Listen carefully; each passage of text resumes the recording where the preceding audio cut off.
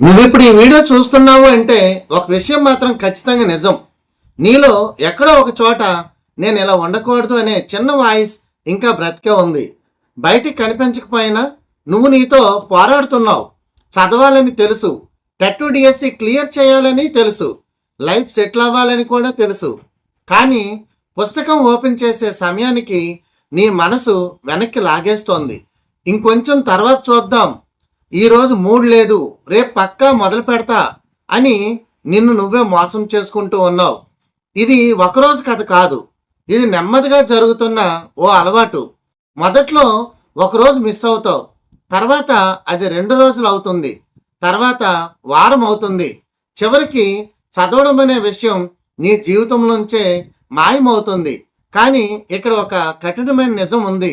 నువ్వు చదవకపోయినా కాలం మాత్రం ఆగదు.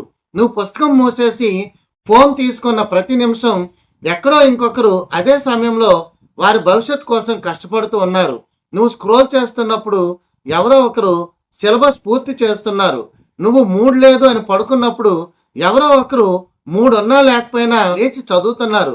ఒక్కసారి నిన్ను నువ్వు నిజంగా అడుగు, ఇలా ఇంకెంతకాలం? ఈరోజు ఇలా అయిపోతుంది, రేపు కూడా అలాగే పోతుంది, ఒక నెల, ఒక సంవత్సరం కూడా ఇలా వెళ్ళిపోతుంది. కానీ ఒక రోజు మాత్రం తప్పకుండా వస్తుంది, నువ్వు వెనక్కి చూసే రోజు. అప్పుడు నీకు గుర్తొస్తుంది ఈ రోజులు, ఈ టైం, ఈ అవకాశాలు.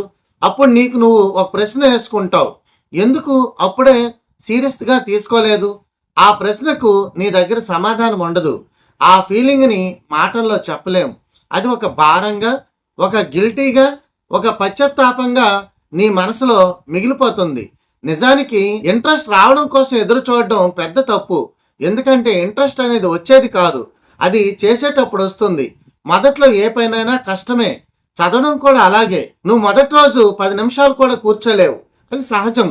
కానీ అదే నువ్వు ఆపకుండా చేస్తూ ఉంటే అది 10 నిమిషాల నుంచి 30 నిమిషాలు అవుతుంది, తర్వాత 1 గంట అవుతుంది. మన బ్రెయిన్ అలవాటు పడుతుంది. కానీ సమస్య ఏమిటంటే మనం ఆ మొదటి 10 నిమిషాలు ఇవ్వడానికి రెడీగా ఉండము. నువ్వు ఇప్పుడే అనుకుంటున్నావు, నా దగ్గర టైం ఉంది, ఇంకా చాలా రోజులు ఉన్నాయని. అదే పెద్ద మోసం. టైం ఉందనిపిస్తుంది, కానీ అది నెమ్మదిగా జారిపోతుంది. నువ్వు గమనించే లోపే నెలలు గడిచిపోతాయి. తర్వాత ఎగ్జామ్ దగ్గర పడుతుంది, అప్పుడు టెన్షన్ మొదలవుతుంది, అప్పుడు చదవాలని అనిపిస్తుంది, కానీ అప్పటికే ఆలస్యం అయిపోతుంది. ఈ సైకిల్ మళ్ళీ మళ్ళీ రిపీట్ అవుతుంది. ఒకసారి ఊహించు, ఇంకో 5 సంవత్సరాల తర్వాత నువ్వు ఎలా ఉండాలి? నీ ఫ్యామిలీ ముందు గర్వంగా నిలబడాలా, లేక ఇంకా ప్రయత్నిస్తున్నాను అని చెప్పుకుంటూ ఉండాలా? నీ జీవితాన్ని నువ్వే నిర్ణయించాలి. ఎవరూ వచ్చి నిన్ను బలవంతంగా మార్చరు. నీ కలల కోసం నువ్వే కష్టపడాలి. ఎవరికి నీ జీవితంపై నీకున్నంత పట్టింపు ఉండదు.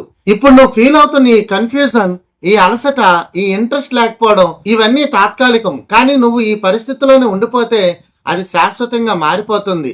అందుకే ఈ క్షణంలోనే ఒక చిన్న నిర్ణయం తీసుకో.